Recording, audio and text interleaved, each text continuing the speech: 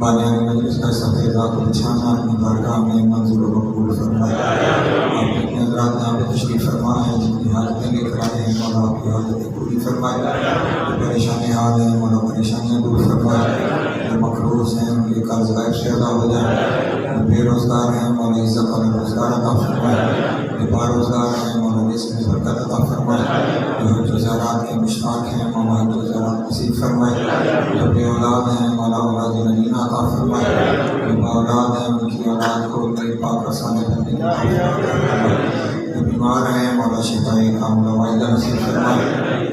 بالخصوص ایک مومنہ کے بارے میں کہا گیا ہے مولا انہیں صحت عطا فرمائے. ایک بیٹی کے لیے آپ بھی بیمار ہیں مولا انہیں صحت عطا فرمائے. مرحومین آپ کے بانیان مجلس کے اور ان کا کوئی دعا کرنے والا نہیں رہ گیا. اللہ سب کی قبر اور نشر کی منازل آسان فرمائے. شفاعت محمد و آل محمد نصیب ہو. امام حسین علیہ السلام کی جنتوں میں اعلیٰ مقام ہو جائے. لاکھوں دعاؤں کی ایک ہی دعا وارث زمانہ کا ضرور جلد ہو جائے. ہمارا نام کو چاہتے شمار ہوں. امام کی قربت نصیب ہو، دور نصیب نہ ہو. خاتمہ بھی خیر ہو قائد حقہ کے ساتھ. اللہم کل ولی کا حجت بن حسن صلوات علیہ وعلی آبائہ فی هذه الساعة وفي كل ساعة من ساعات الليل والنهار وليا وحافظا وقائدا وناصرا ودليلا وعينا حتى تسكنه أرضك طوعا وتمتعه فيها طويلا. اللهم صل على محمد وآل محمد وأجل فرجهم وصاحب مخرجهم وأبعدهم من الجن والإنس من الأولين والآخرين. يا باشط الكرب يا وجل عليه السلام اكشف كربي وكرب المؤمنين بحق أخيك الحسين عليه السلام. ایسی صلوات پڑھیں کہ تمام گناہ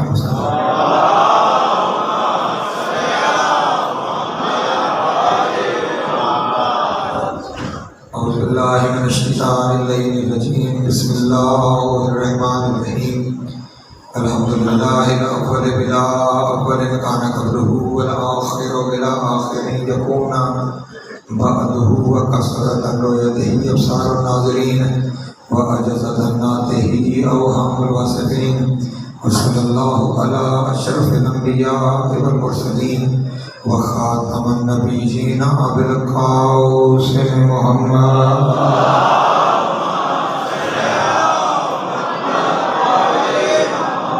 وآلہ الطیبین الطاہرین المعصومین الشرفاء الذین اذهب اللہ عنہم الرجس وطہرہم تطہیرا.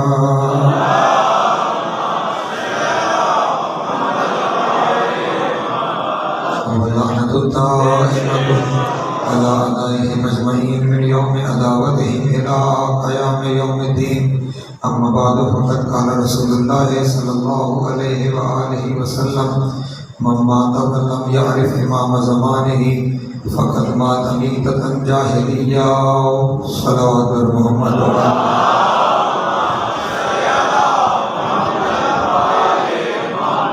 پھر بھی ایک دفعہ بلند کر صلوات پڑھیں.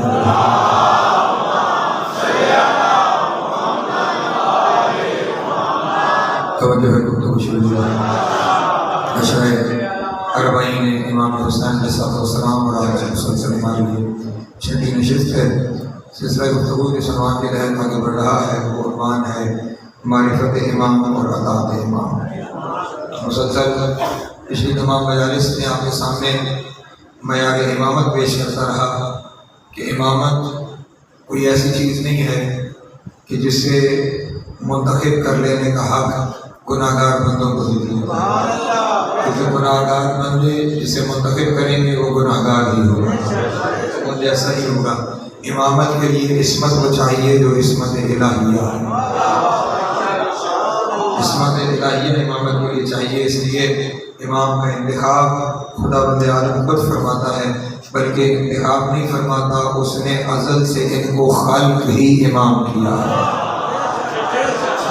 خلق ہی اور جب اس نے ان کو خلق کی حجت دیا ہے، اسی وجہ سے خاتم النبیین سید المرسلین حضرت محمد مصطفیٰ صلی اللہ علیہ وسلم ارشاد فرمایا کہ مما کا ولم یعرف امام زمانہ، وہ شخص کہ جو مر گیا اور اس نے اپنے زمانے کے امام کی معرفت نہ حاصل کی، فقط مات میتۃ جاہلیہ، وہ ایسے مرا جیسے جاہلیت کی موت مرا۔ اس حدیث سے دو چیزیں ہمارے سامنے آتی ہیں۔ ایک تو یہ چیز سامنے آ رہی ہے کہ رسول قیامت تک کے لیے ارشاد فرما رہے ہیں کہ جس نے اپنے زمانے کے امام کی معرفت حاصل نہ کی، اس کا مطلب کوئی زمانہ بغیر امام کے نہیں ہوتا۔ اور یہ حدیث صرف شیعہ کتابوں میں نہیں موجود، یہ حدیث تمام مکاتب کی کتابوں میں موجود ہے کہ جو اپنے زمانے کے امام کی معرفت کے بغیر مر گیا تو اس کا مطلب ہے کہ ہر زمانے میں امام موجود ہے، تب بھی اس کی معرفت ممکن ہو سکے گی۔ اور دوسری بات جو اس حدیث سے سمجھ میں آتی ہے وہ یہ ہے کہ رسول نے یہ نہیں فرمایا کہ وہ جہالت کی موت مرا، رسول نے فرمایا وہ جاہلیت کی موت مرا۔ جاہلیت کیا ہے؟ کہ رسول اللہ سے قبل زمانہ ہے نا، اسے کہا جاتا ہے زمانہ جاہلیت۔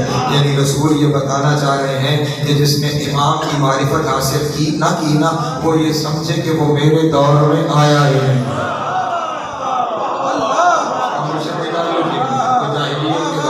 اس کا میرے دور سے کوئی تعلق نہیں ہے۔ تو اب معرفت امام ہم میں سے ہر ایک پر واجب ہے۔ معیار امام کیا ہے اس معرفت کے سلسلے میں گزشتہ دنوں میں آپ کے سامنے بیان کرتا رہا، لیکن آج سے میں چاہ رہا ہوں اس شخصیت کا تعارف شروع کروں۔ ابھی تک جو تعارف تھا وہ امامت کا تعارف تھا، آج سے جی چاہ رہا ہے امام کا تعارف شروع۔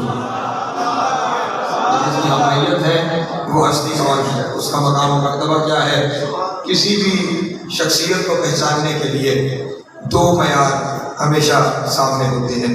آپ کے پاس بھی جب کوئی نیا بندہ آئے اور آپ کو اس کا تعارف پوچھنا ہو تو آپ اس لانے والے سے ایک سوال کرتے ہیں، اور وہ سوال یہ ہے کہ ان صاحب کا حسب نسب کیا ہے، ان کا حسب نسب کیا ہے، حسب و نسب کیا ہے۔ حالانکہ یہ دونوں الگ الگ چیزیں ہیں، حسب ایک الگ چیز ہے، نسب ایک الگ چیز ہے، لیکن ان دونوں کا اکٹھا ہونا اتنا ضروری ہے کہ یہ ایک ہی لفظ بن گیا ہے۔ حسب کیا ہے اور نسب کیا ہے۔ حسب کسے کہتے ہیں؟ انسان کا کردار، اس کا چال چلن، اس کا اٹھنا بیٹھنا، اس کا اپنا اخلاق، اس کا اپنا کردار، یہ کیا کہلاتا ہے؟ حسب کہلاتا ہے۔ بیٹا کس کا ہے، پوتا کس کا ہے، کس خاندان سے تعلق ہے، اس کے بڑے کیسے تھے، یہ کیا کہلاتا ہے؟ اس کا نسب کہلاتا ہے۔ اور انسان کی شخصیت کو پرکھنے کے لیے ان دونوں کا معلوم ہونا ضروری ہے۔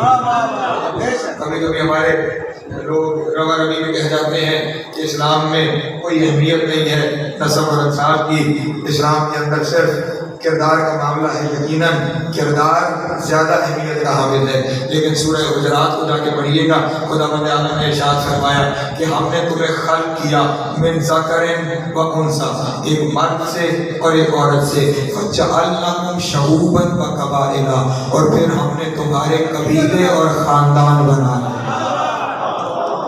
جو قرآن مجید کی آیت ہے، کوئی روایت نہیں ہے، وَجَعَلْنَاكُمْ شَعُوبًا وَقَبَائِلَ، ہم نے تمہارے خاندان اور قبیلے بنائے۔ میرے اللہ تو نے خاندان اور قبیلے کس لیے بنائے؟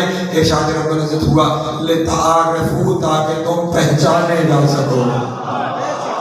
جو فرما رہے ہیں تمہارے خاندان اور قبیلے بنائے تاکہ تم پہچانے جا سکو، اس کا مطلب خاندان اور قبیلہ پہچان ہوتا ہے۔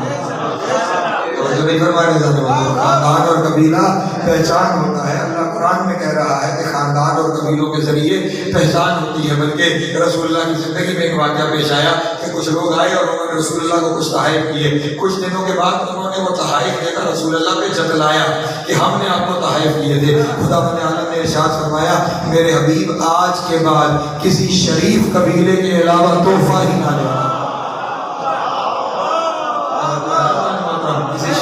نسب کسی بلند نسب قبیلے کے علاوہ کسی سے تحفہ قبول نہ کرنا۔ اس کا مطلب یہ ہوا کہ خاندان اور قبائل اہمیت کے حامل ہیں، اور اللہ بھی یہ کہہ رہا ہے تمہاری پہچان ہے تمہارے خاندان اور تمہارے قبائل، لیکن ساتھ ہی ارشاد فرمایا ان اکرمکم عند اللہ اتقاکم، لیکن اللہ کے نزدیک عزت دار وہ ہے جو متقی ہے، عزت دار وہ ہے جو متقی ہے۔ یعنی کردار کو اپر ہینڈ دیا گیا ہے کہ کردار اہمیت کا حامل ہے، لیکن خاندان پہچان کے لیے اپنی جگہ اہمیت کا حامل ہے، کیونکہ خدا نے ذکر کر دیا ہے جب خدا نفی نہیں کر رہا تو بندے کون ہیں؟ مطلب خاندان اہمیت کا حامل ہے. کون کس خاندان سے تعلق رکھتا ہے؟ کیونکہ خاندانوں کی اپنی اپنی صفات ہوتی ہیں، اور جو لوگ اس سلسلہ نسب کے علوم سے واقف ہیں وہ اس بات کو جانتے ہیں کہ باقاعدہ ایک فضیلت ہے جسے توارث صفات کہا جاتا ہے، یعنی نسلوں میں صفات کا منتقل ہونا، یہ باقاعدہ ایک خصوصیت ہوتی ہے. اس کے اوپر بحث کرو تو پوری مجلس اسی میں گزر جائے گی. بہرحال خاندان بھی اہمیت کا حامل ہے اور کردار بھی اہمیت کا حامل ہے. جس معاشرے میں ہم رہتے ہیں اس معاشرے میں تو طریقہ کار ہی یہی ہے کہ اگر کسی کا کردار بہت اچھا ہو جائے اور خدا نخواستہ اس کا کسی بڑے خاندان سے تعلق نہ ہو تو چلنے والے سیدھا سا ایک لفظ کے کہہ کے گزر جاتے ہیں، بڑا بے نیاز ہے اللہ وہ ڈھیروں میں لال پیدا کر دے. ایسا کہہ دیتے ہیں یا نہیں کہہ دیتے؟ یہ ہوتا ہے، یہ صرف آج کے معاشرے میں نہیں، یہ اس سے پہلے بھی ہمیشہ سے بھی ہوتا چلا آ رہا تھا. اور کسی کا خاندان اچھا ہو جائے اور اس کے کردار کے اندر کوئی خرابی آ جائے تو کہتے ہیں دیکھیں کیا بات ہو گئی، زندوں میں سے مردہ پیدا ہو گیا. یہ دونوں چیزیں یعنی اہمیت کی حامل ہیں. اور یہ جو اللہ کی حجتیں ہیں نا، کیونکہ انہوں نے حجتیں بن کر اسی معاشرے میں آنا ہے، اس لیے یہ ضرورت معاشرہ ہے کہ جو حجت بن کے آئے نا، نہ اس کے خاندان جیسا کسی کا خاندان ہو،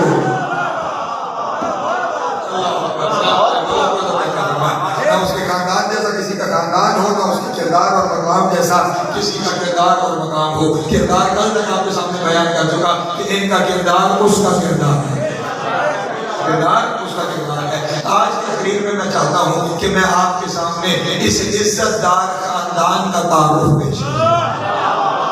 اس خاندان سے میرے مولا کا تعلق ہے، یہ خاندان کون ہے، اس خاندان کا مقام کیا ہے، اس خاندان کا مرتبہ کیا ہے. میں اس پورے خاندان کو ننہال اور ددھیال سے آپ کے سامنے پیش کروں گا، پھر فیصلہ دنیا والوں کے سامنے چھوڑ دوں گا کہ ان کے دروازے پہ آئیں کہ جن کے شجرے اتنے محفوظ ہیں، یا وہاں چلے جائیں جن کے شجروں کی خبر بھی نہ ہو. اور کہاں سے آیا ہے؟ سلمان بنے بابا بلند عالم.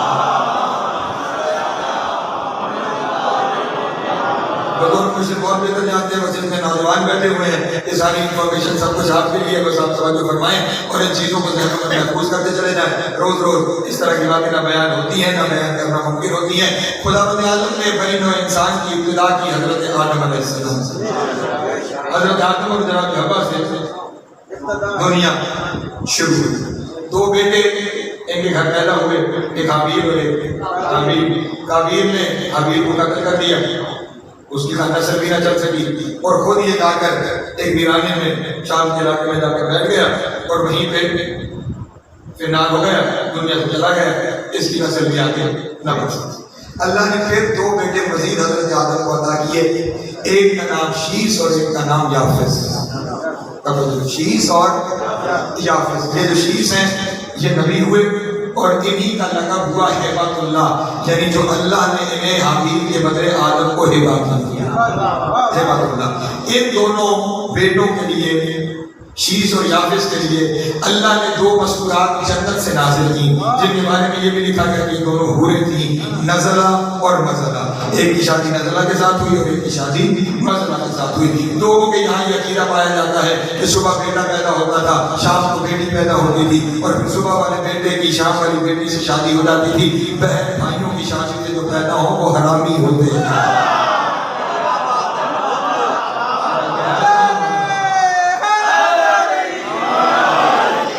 آپ نسل انسانی کا ابتدائی حرام سے کریں گے تو بعد میں معاملہ کہاں چلے گا. اور یہاں میں ایک بات صرف چھوٹی سی ایک بات سمجھنے کی بات ہے. وہ سمجھنے کی بات یہ ہے کہ صبح بیٹا شام کو بیٹی اور ان کی آپس میں شادی کروائی جا رہی ہے. یہ کام وہ کرے جو مجبور ہو.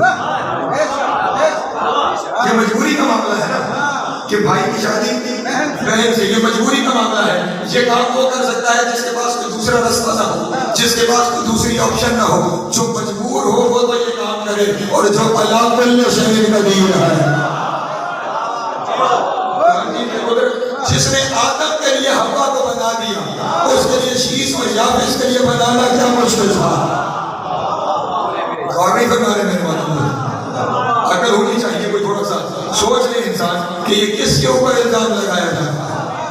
وہ کہاں سے نسل انسانی کو شروع کر رہا ہے. وہ مجبور نہیں ہے، وہ علی کل شیء قدیر ہے، جس نے آدم کے لیے حوا کو بنا دیا، اس نے شیس و یافس کے لیے نزلہ اور مزلہ کو بنا دیا۔ ان دونوں کی شادیاں ہو گئی۔ شافس کو شیس کو اللہ نے 12 بیٹے دیے، یافس کو اللہ نے 12 بیٹیاں دی۔ شیس کے بیٹوں کی یافس کی بیٹیوں سے شادیاں ہوئی اور اس طرح نسل انسانی آگے بڑھنا شروع ہو گئی۔ شیس کے گھر ایک بیٹا پیدا ہوا جس کا نام انوش رکھا گیا۔ انوش کے گھر ایک بیٹا پیدا ہوا جس کا نام مہلائیل رکھا گیا۔ مہلائیل کے گھر ایک بیٹا پیدا ہوا جس کا نام اشاق رکھا گیا ہے۔ اشاق کے گھر ایک بیٹا پیدا ہوا جس کا نام الخ رکھا گیا ہے۔ الخ کے گھر ایک بیٹا پیدا ہوا جس کا نام اخلوق رکھا گیا، اور اسی اخلوق کو قرآنی زبان میں ادریس کہا جاتا ہے۔ کو کیا کہا جاتا ہے؟ حضرت ادریس علیہ السلام۔ یہ اللہ کا وہ نبی ہے، یہ تاریخ انسانی کا وہ پہلا فرد ہے کہ جس نے انسانوں کو لباس سی کے پہننا سکھایا۔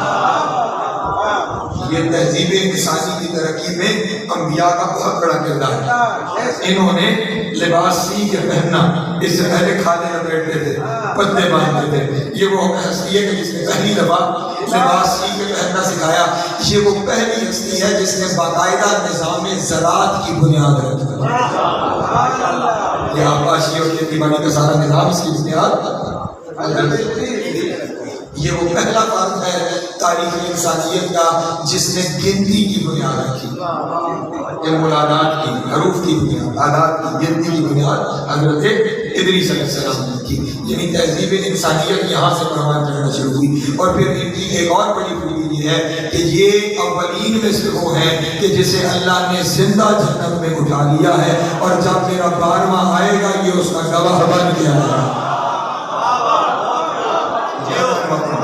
میں سے یہ وہ فرد ہے کہ جسے زندہ اٹھایا گیا ہے۔ لیکن یہاں میں جو سامنے آ گیا، میں آپ کے سامنے کہتا چلوں، میں سوچتا تھا کہ ویسے تو امام کی گواہی کے لیے اولین و آخرین میں سے لوگوں کو رکھنا بہرحال ضروری تھا حجت کی گواہی کے لیے۔ اولین میں سے ادریس کو ہی کیوں رکھا تھا؟ خود آدم کو ہی رکھ لیتے، شیس کو رکھ لیتے، انوش کو رکھ لیتے، ان کے اجداد میں سے کسی کو رکھ لیتے۔ حضرت ادریس کو کس لیے رکھا؟ حضرت ادریس کو رکھنے کا دوہرا فائدہ ہوگا۔ پہلا فائدہ تو یہ کہ اولین میں سے وہ معصوم ہے جو آخری معصوم کی گواہی دے گا، اور دوسرا کام یہ ہے، ایک کا کام تھا خیاط کا، کپڑے سینے کا کام تھا، کپڑے سینے کا کام تھا، اور اللہ جانتا تھا ایک دن بطول کہے گی میرے بچوں کے کپڑے درزی کے پاس، میرے بچوں کے کپڑے درزی کے پاس ہیں، میرے بچوں کے کپڑے درزی کے پاس ہیں۔ پھر بطول کے بچوں کا جنتی درزی کم از کم نبی ہونا چاہیے۔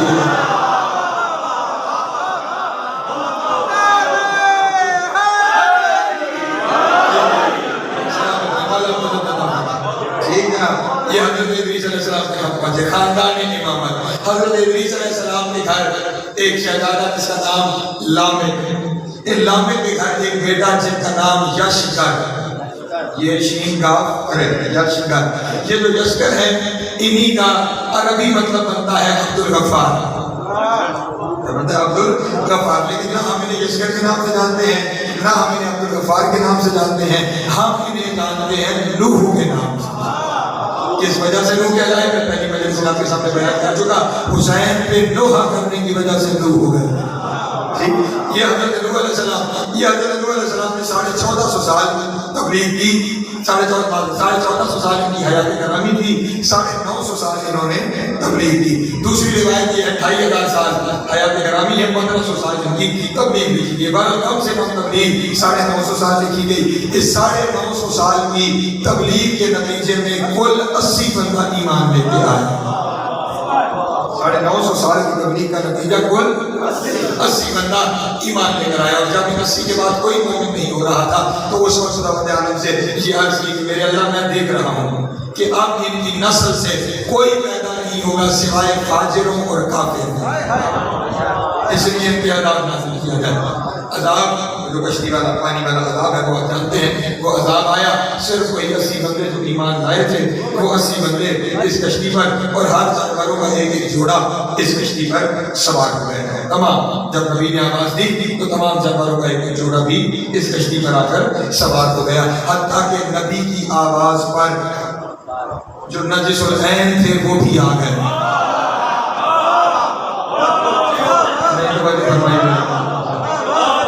نبی نے بلایا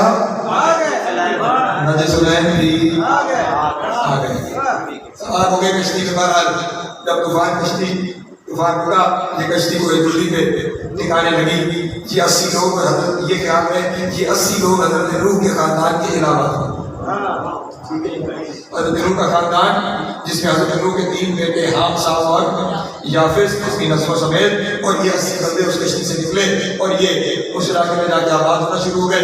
आज भी इराक में अगर आप मूसल से हलब की तरफ जाएं तो जो रोड है शुमाल की तरफ, ऊपर की तरफ एक शहर है अवारान, तुर्की के बॉर्डर के साथ चलता है। इस अवारान में आज भी एक बाजार मौजूद है जिसे सूकुर समानीन कहा जाता है। 80 लोगों का बाजार, ये उन्हीं की निस्बत से 80 लोगों का बाजार है। जब वो 80 लोग थे, ये कदीम तरीन आबादी। लेकिन अब खुदावंद आलम की अपनी मसलहतें हैं। खुदा ने एक दफा फिर तमाम बनी नौए इंसान को इस मस पे इकट्ठा करना था। एक वबा आई और उस वबा के नतीजे में ये 80 बंदे मर गए। सिर्फ बच गया नूह और नूह का खानदान, नूह अलैहिस्सलाम का खानदान। आप कोई मुझसे सवाल करे कि वो 80 तो सारे ही मर गए और ये नूह अपने खानदान समेत सारे ही बच गए, वजह क्या है? अभी मैंने आपको बताया, वबा आई थी। और परसों मैंने आपको बताया था वबा मासूम पे असर नहीं करती। मेरी गुफ्तगू एक दूसरे से मुतसिल है, वो असर उसमें नहीं करती। तो हजरत नूह अपने इन 3 बेटों समेत बच गए। अब हजरत नूह के 3 बेटे हाम, साम और परेशान तो नहीं हो जाते, हाम, साम और याफिस। जो हजरत साम अलैहिस्सलाम है, ये अपनी औलाद के साथ अरब में जाके आबाद हुए। सरजमीन अरब में शाम जाकर आबाद हुए। वहाँ भी इनकी नस्ल आगे चलती रही। बल्कि एक इंफॉर्मेटिव किबला और आपको बता दूँ, ये जो जनाब सैयदा रसूलुल्लाह ने हवा किया था, जिसे हम फदक कहते हैं, ये फदक हजरत साम के पोते का नाम था और ये जागीर उनकी जागीर थी, जिस वजह से ये जागीर फदक कहलाती थी। नबी के पोते की जागीर थी। हजरत साम अपनी औलाद के साथ अरब में आकर आबाद हुए और यहाँ पे इनकी औलाद चलती रही और ये चलते चलते हजरत इब्राहीम अलैहिस्सलाम तक पहुंची। और फिर हजरत इब्राहीम के 2 बेटे हजरत इस्माइल और हजरत इसहाक, उनसे ये नस्ल आगे बढ़ती चली गई। हजरत इब्राहीम अलैहिस्सलाम की नस्ल। यहाँ पे हजरत इब्राहीम को ज़हन में रखिएगा, मैंने कुछ और बातें इस सिरात के साथ अभी आपके साथ करनी है। हजरत इब्राहीम की ये नस्ल इसी जजीरा नुमा अरब में आगे बढ़ती रही। सरजमीन हिजाज पर इस खानदान के सबसे इज्जतदार तरीन कबीले को कुरैश कहा जाता। इस नस्ल इब्राहीम के जअलनकुम शऊबन व कबाइला, हमने तुम्हारे कबीले बनाए और खानदान बनाए। तो इसमें सबसे इज्जतदार कबीला है कुरैश का कबीला। अब ये ज़हन में रहे, सबसे इज्जतदार कबीला कौन सा है? कुरैश का कबीला। अब हजरत नूह अलैहिस्सलाम के दूसरे बेटे, उनका नाम हजरत हाम। क्या? हाम। ये हाम अपनी औलाद के साथ अफ्रीका में आके आबाद। इस वक्त दुनिया में जितनी ब्लैक रेस है, श्याम रंग के लोग, ये सारे हजरत हाम की औलाद। इसकी हजरत हाम की। हजरत हाम के एक बेटे थे जिनका नाम केब्त था, काफ तो मुद्दे वाला, बे और तोए। ये आकर आबाद हुए मिस्र में। इनकी औलाद मिस्र में परवान चढ़ी। ये जो किब्ती खानदान था, जो मिस्र के हुक्मरान थे, वो सारे इन्हीं किब्त की औलाद में से थे। इस खानदान में बड़े बड़े हुक्मरान हुए किब्तियों में। ये जितने फराईन मिस्र हैं, ये सारे इसी किब्ती खानदान से थे। हत्ता कि नमरूद का ताल्लुक भी इसी किब्ती नस्ल के साथ था, यानी जिस नस्ल ने हुकूमत की है वहां पर। बात आगे कहनी दोस्तों, हज़रत इब्राहीम जो परेशान तो नहीं हो गया, हज़रत इब्राहीम अलैहिस्सलाम तबलीग करते हुए अरब से होते हुए सरजमीन में सकता है। यहाँ पे से एक बात और ध्यान लीजिएगा, ये फिरौन किसी एक बंदे का नाम नहीं था। जो भी मिस्र का हुक्मरान होता था उसे फिरौन कहते हैं। ये ओहदा था, ठीक है, जिस तरह सदर वजीर आज़म, जिस तरह सदर इस तरह फिरौन।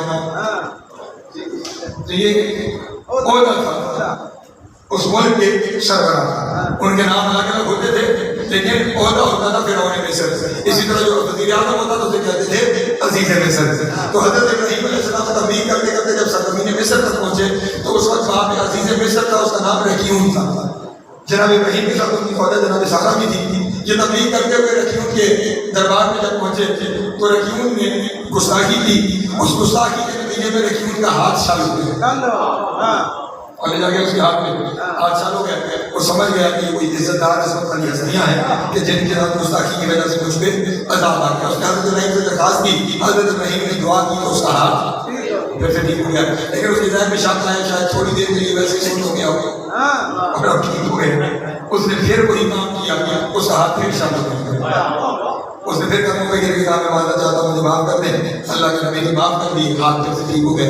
अब जब मुतकिद हुआ तो ये अजीज मिस्र जो वज़ीर आज़म था, ये हज़रत इब्राहीम को लेके फिरौन मिस्र अलवान इब्न सन्नान उसका नाम था, उसके दरबार में गया और इन हस्तियों के मौजूदात बयान किए, इनके आने के हालात बयान किए। अलवान इब्न सन्नान ने हज़रत इब्राहीम से कुछ गुफ्तगू की तो वो देर ही देर में हज़रत इब्राहीम अलैहिस्सलाम पर ईमान ले आए, लेकिन ऐलान नहीं कर सकता था, हुकूमत जाती थी जिसे आप बात के तौर पर तकैया कहते हैं। उसमें जनाब इब्राहीम को बताया आप पर भी ईमान लाता हूँ, आपके रब पर भी ईमान लाता हूँ, आपके दीन पर भी ईमान लाता हूँ। जब हज़रत इब्राहीम वहाँ से रुखसत होने लगे तो अब उसने अपनी इताअत के इजहार करने के लिए कहा कि मैं अपनी बेटी को आपकी कनीज़ी में देता हूँ। बादशाह की बेटी, मेरी बेटी को आप कनीज़ बनाकर, नौकर गुलाम बनाकर अपने साथ ले जाइए। लेकिन सामने अल्लाह का नबी है ना, पलट कर कहा शुरफा की बेटियों को कनीज़ें नहीं बनाया जाती,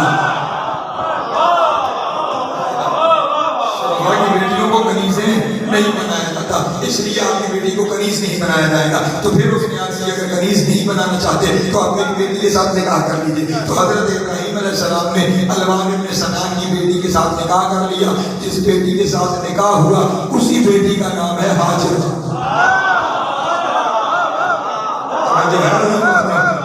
बेटी का नाम क्या है? हाजिरा। इन्हीं जनाब हाजिरा के बर्तन से जनाब इस्माईल और इस इस्माईल की नस्ल से फिर जो आगे खानदान चला उसी में खानदान कुरैश और खानदान बनी हाशिम है। और फिर जनाब सारा के वक्त से भी अल्लाह ने बेटा अता फरमाया। इस बेटे का नाम हजरत इसहाक अलैहिस्सलाम है और उनसे फिर हजरत याकूब जिनका लक़ब इसराइल था और वहाँ से फिर बनी इसराइल के 12 कबीले चले और उनमें 4000 नबी उस कौम के अंदर आए और उस कौम में आखिरी नबी आए हजरत ईसा अलैहिस्सलाम और हजरत ईसा के भी 12 वसी थे, उनमें से आखिरी वसी का नाम था शमून। सिर्फ इंफॉर्मेशन ये जहन में महफूज करते चलते हैं। ठीक है ना बेवजह ये अब नस्ल दो नस्लें आपके सामने तारुफ करवाई।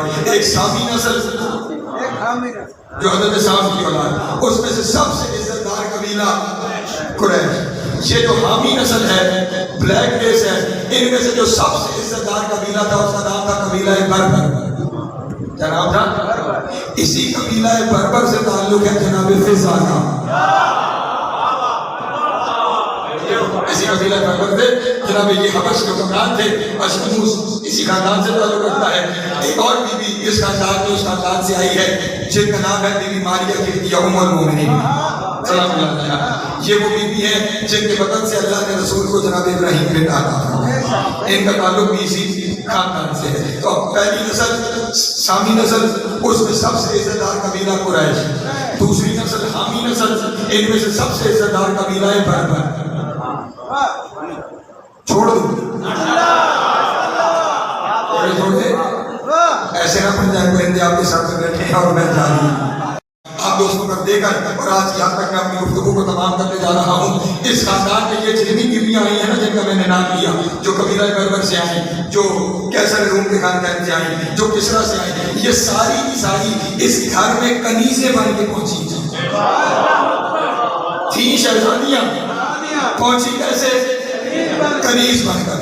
दो और औरतें इस घर में आई थी, वो बादशाहों की बेटियां थी, बादशाहों की बेटियां बन के आई। एक इमाम रजा के घर, एक इमाम तकी के घर, अब्बासी खलीफा की बेटियां, वो इन दोनों इमामों के घरों में आई हैं। वो बादशाहों की बेटियां बन के आई। ये बादशाहों की बेटियां कनीज बन के आई। जो कनीज थी बादशाहजादियां बन के कनीजें आई, अल्लाह ने उन्हें नस्ल इमामत का अमीन बनाया और जो आकर के आई अल्लाह ने औलाद ही अता की।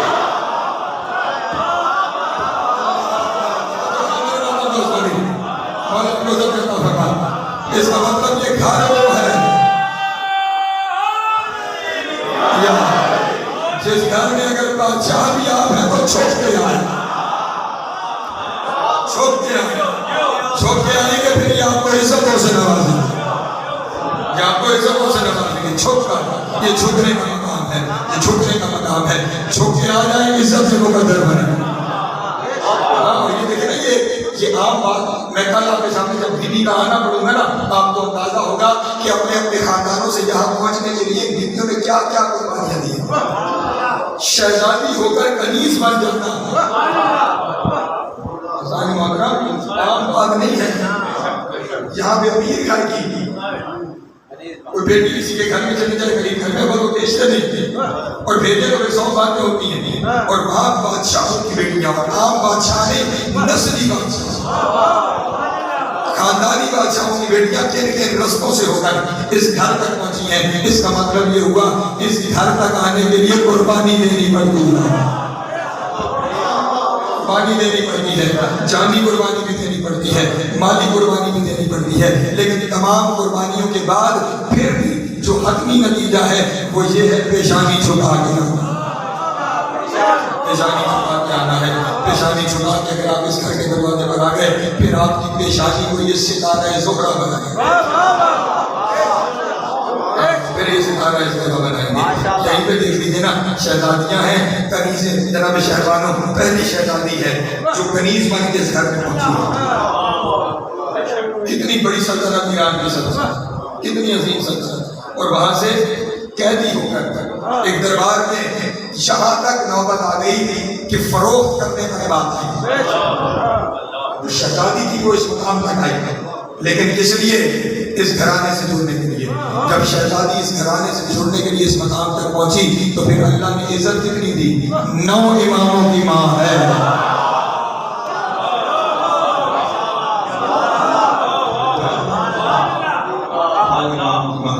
اس لیے اگر کچھ چاہتے ہیں نا، پھر جھک کے آئیں، اس دروازے پر سر اٹھا کر نہیں، سر جھکا کر آئیں، اور ویسے ہی جس امام کا ذکر ہے نا، اس کے سامنے تو رہنا ہی سر جھکا کے جائے۔ اور میں اور آپ کو ہماری تو کوئی حیثیت نہیں ہے نا، بس ایک روایت آپ کے سامنے بیان کروں، اس سے میں نے اپنا بیان، یہ جو ہستی ہے نا، حضرت امام جعفر صادق علیہ السلام،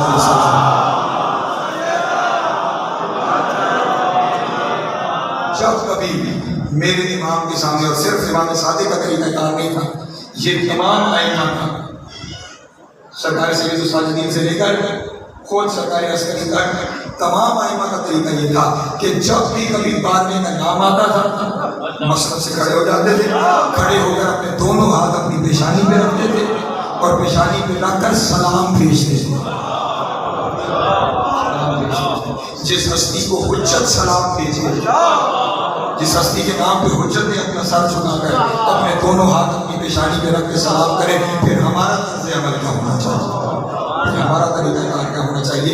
اسی لیے میرے مولا کا ایک لقب ہے، ہم روا ربی بھی کہتے ہیں، ہم بھی گزر جاتے ہیں، میں اعتراف کرتا ہوں کہ ہم بھی گناہ گار ہوتے ہیں اور آپ کو بھی گناہ گار کرتے ہیں۔ میرے مولا کا ایک لقب ہے، میں لقب نہیں پڑھ رہا، میں صرف اس کے حروف بتا رہا ہوں، کاف، الف، حمزہ اور میم۔ میرے مولا کا یہ جو لقب ہے، جب بھی میرے مولا کا یہ لقب دیا جائے، زبان سے ادا کیا جائے، کھڑے ہو کر درود پڑھنا واجب ہے، بیٹھ کر نہیں، کھڑے ہو کر، جیسے ہی یہ لقب آئے کھڑے ہو جائیے۔ یہ مقام ہے اس امام کا کہ جیسے ہی اس کا وہ لقب کہ جو اس کا منصب ہے، جو اس کا منصب ہے، وہ زبان پہ آئے تو بھی کھڑے ہو جائیے، آپ سنیں تو بھی کھڑے ہو جائیں اور اسے سلام پیش کریں۔ بس یوں ہی سمجھے کہ اس لقب کے آ جانے پر کھڑے ہو کر سلام پیش کرنا گویا امام کے سامنے یہ بیان کرنا ہے کہ مولا جو آپ کے نام پہ کھڑے ہو کے آپ کو سلام کر رہے ہیں، اگر آپ آ جائیں تو ہم اپنی پیشانیوں کو چھپا کے آپ کی بارگاہ میں حاضر ہو جائیں گے۔ ایک صلوات پڑھیں محمد و آل محمد۔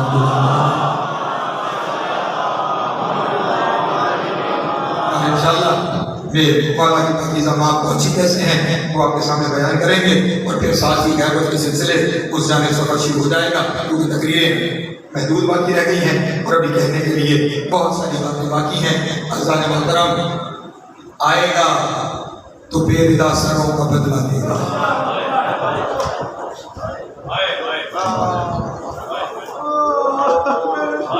مشکل منظر میرے سامنے ہے، شام کا بازار اور علی کی بیٹی، رونے کے لیے شاید یہ لفظ بڑا کافی ہے۔ شام کا بازار اور علی کی بیٹی. لوگ یہ سمجھتے ہیں کہ شاید ہم اس لیے روتے ہیں کہ بازار میں رش بہت تھا.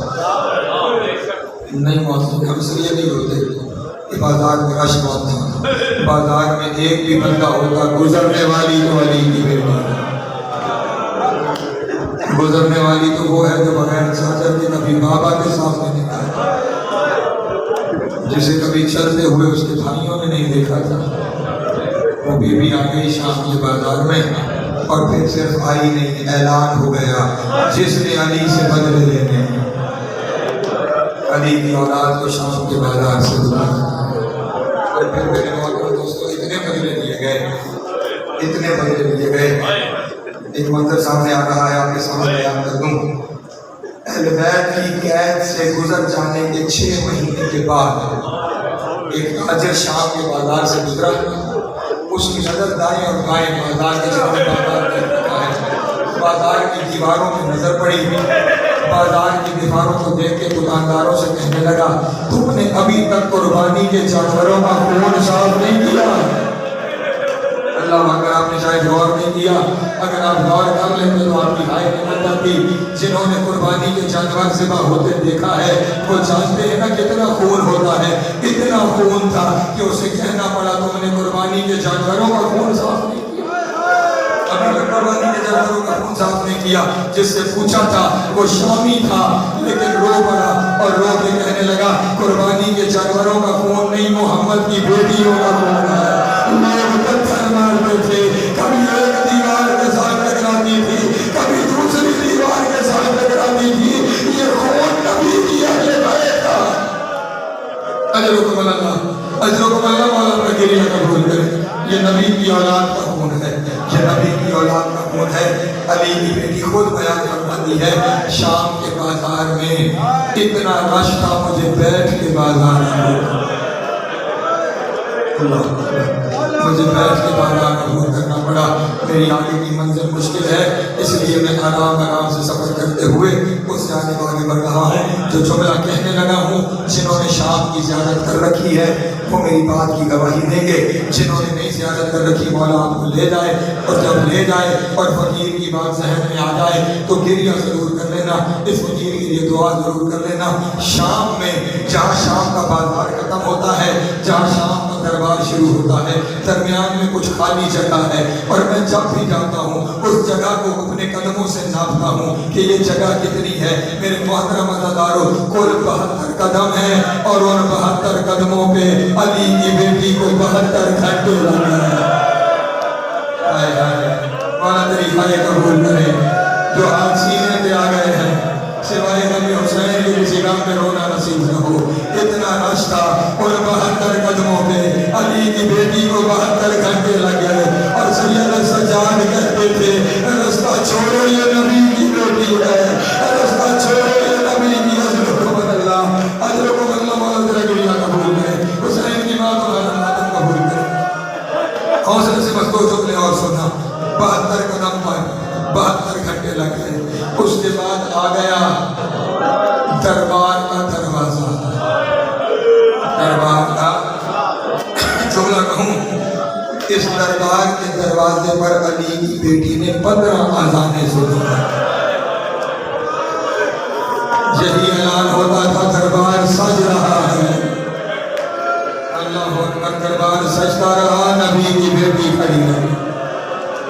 اور جب دربار میں آنے کی اجازت ملی، میں جملہ کہوں، پتھر صرف بازار میں نہیں مارے گئے، دربار میں بھی پتھر مارنے والوں کا ہجوم تھا. اور اتنا رش تھا، میں اکثر اس جملے کو چھپا کے گزر جاتا ہوں، لیکن آج میں جملہ کہنے لگا ہوں. دربار کے دروازے سے وہ جگہ جہاں علی کی بیٹی نے خطبہ دیا ہے نا، وہاں تک ایسے پہنچی ہے جیسے حسین اکبر کے لاشیں لگا.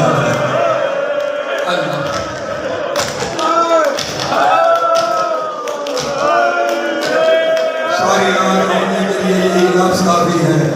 کہاں علی کی بیٹی، کہاں یہ منظر. اگلا لفظ سنو گے، اکثر لفظ یہ رونے کے لیے. اس کے سوا کیا ہوتا ہے؟ کٹہرے میں آ گئی نبی کی اولاد. کہنے میں آ گئی نبی کی اولاد اور سامنے تخت پہ بیٹھا ہے یزید لعنتی، خدا اس میں لعنت کرے۔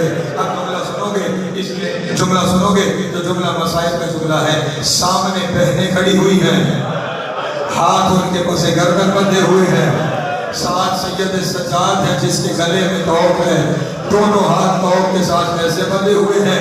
یہ تو ہے قیدیوں کا حال، اور تخت کے نچلے زینے پہ رکھا ہے حسین کا سر۔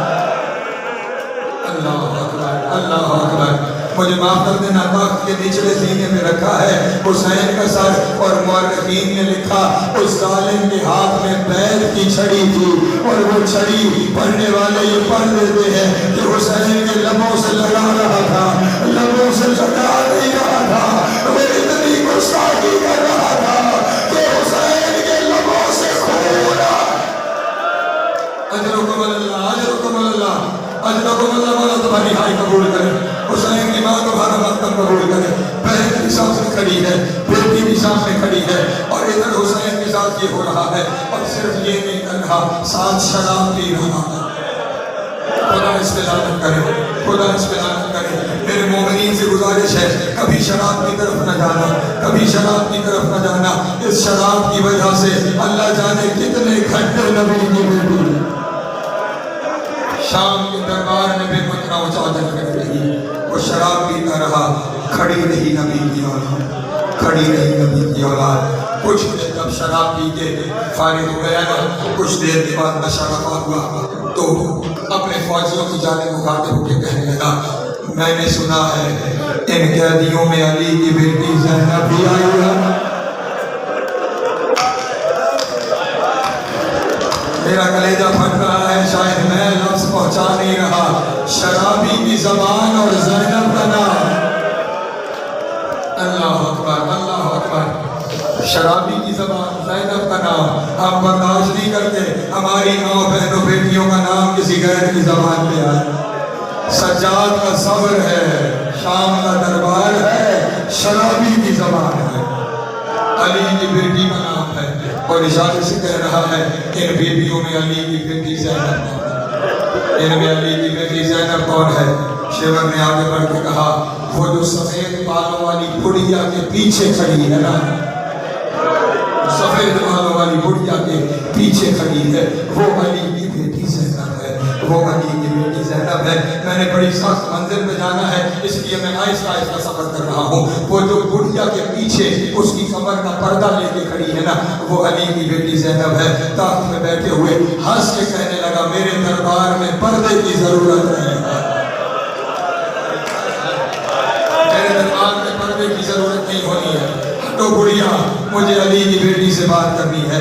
جب کہا نہ ہٹو تو اس وقت جناب فیضا نے کہا، تو نے کہا علی کی بیٹی کہا، میں نہیں ہٹوں گی سامنے سے۔ جب کہا نہ میں نہیں ہٹوں گی، یزید نے اشارہ کیا، شمر تازیانہ لے کے چلا۔ جیسے ہی شمر تازیانہ لے کے چلا نا، جناب زینب نے بی بی فیضا سے کہا، اما فیضا ہٹ جاؤ، یہ ظلم کرے گا، اما فیضا ہٹ جاؤ، یہ ظلم کرے گا۔ رو کے کہا، ماں بھی کہتی ہو اور پھر یہ بھی کہتی ہو ہٹ جاؤ، مر جاؤں گی وہ تو نہیں ہٹوں گی، مر جاؤں گی لیکن تیرے سامنے سے نہیں ہٹوں گی۔ یہ کہنے کے بعد نا اچانک جناب فیضا کی نظر پڑی، سامنے کرسیوں پر کچھ حبشی بیٹھے ہوئے تھے، ان حبشیوں کی جانب مخاطب ہو کے کہا، حبشیوں تمہاری غیرت مر گئی، تمہاری غیرت مر گئی ہے، تمہاری قوم کی مستور کو تمہارے سامنے دربار میں تازیانہ مانا جائے گا اور تم دیکھتے رہو گے۔ یہ سننا تھا، 400 حبشیوں نے اپنی تلواریں کو میرے آن کر کے کہا، خبردار یزید، کوئی ہماری قوم کی مستور کو تازیانہ نہ مارے۔ یہ سننا تھا، جناب زینب کا دور مدینے کی طرف ہے گیا اور انہوں نے کہا، نانا محمد قدیس کو بچانے والے آ گئے، آپ کی بیٹیوں کو بچانے والے۔ اجرکم اللہ، اجرکم اللہ، مولا کا گریہ قبول کرے۔ مجھ میں سکت نہیں ہے لیکن رونے کے دن ہے، اس لیے ایک جملہ اور کرتا ہوں۔ جب اس نے دیکھا تھا کہ کسی صورت یہ بی بی سامنے نہیں آ رہی، جانتے ہو اس نے کیا کیا؟ آپ مجھے معاف کر دینا، اگلا جملہ سخت ہے، مجھے معاف کر دینا۔ اس نے دشت میں پڑے ہوئے حسین کے سر کو وہاں سے اٹھایا، میں اشارہ کر سکتا ہوں، اس کے سوا کچھ نہیں کر سکتا۔ وہاں سے اٹھایا جہاں بطول کیفیہ رہتی، اجرکم اللہ، اجرکم اللہ، مجھے معاف کر۔ اٹھایا، اٹھا کر گردن کو دیکھا، دیکھ کر دربار میں کہنے لگا حسین کو ذبح کس نے کیا ہے؟ بہنیں کھڑی ہیں، حسین کو ذبح کس نے کیا ہے؟ شمر ہنستا ہوا آگے آیا، کہنے لگا میں نے سکینہ کو یتیم کیا، یہ کام میں نے کیا ہے۔ جیسے ہی اس نے کہا کہ میں نے کیا ہے، یزید نے اس کی طرف دیکھ کے کہا مجھے لگتا ہے تو نے حسین کو کون خنجر سے ذبح کیا ہے۔ ہائے ہائے